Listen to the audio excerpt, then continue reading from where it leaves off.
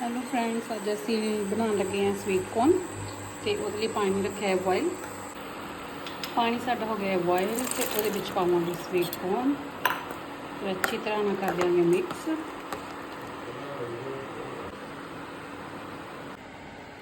Corn साडे हो गया बॉयल, इन्होंने असी लिए छान। ये पावे मैदा और पावे कॉर्नफ्लोर। अच्छी तरह ना इन्हू करांगे मिक्स। ये पावे नमक, ऑयल होएगा। ऑयल जोड़ा है साडा हो गया है रेडी एकदम पूरा गर्म। तो ये करांगे असी फ्राई। ये साडी कॉर्न हो गया फ्राई। ये पावे चाट मसाला, हल्की जी मिर्च और थोड़ा या नमक।